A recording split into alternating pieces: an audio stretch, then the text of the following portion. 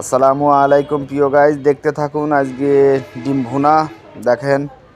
এবং এই জায়গাতে আছে আপনার পুঁটি মাছ এবং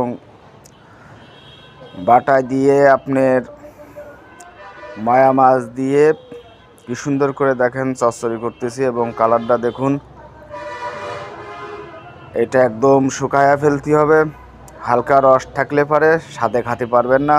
অবশ্যই আপনাদের সাথে শেয়ার করতেছি। আর শুক্রবার নামাজ কালাম পড়িয়ে রিজিকি যদি আল্লাহ পাক রাখে অবশ্যই খাবো। এই জায়গাতে রুই মাছ লাউ দিয়ে ভুনা মতন করেছি। কালারটা দেখুন, অসাধারণ কালার। অবশ্যই আপনারা সঙ্গে থাকুন এবং পাশে থাকবেন। লাইক শেয়ার অবশ্যই আমার জন্য করবেন এবং অতি দ্রুতই সুসংবাদ ইনশাল্লাহ আপনারা পাবেন। এবং ফেসবুককে ভালোবাসবেন এবং এই পেজের সঙ্গে থাকবেন। দেখেন কি সুন্দর কালারটা আসছে।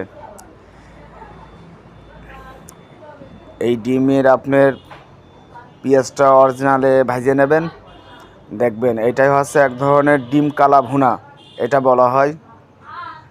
এবং নিত্য নতুন রান্না অবশ্যই আমার কাছ থেকে পাবেন, আপনারা দেখতে থাকুন।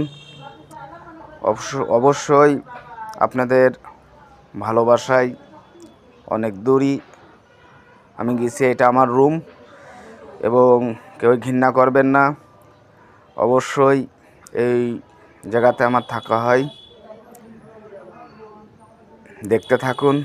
আমি আসলেই অসহায় একজন মাছওয়ালা, খুবই গরিব মানুষ। অবশ্যই আপনারা আমাকে সাপোর্ট করবেন।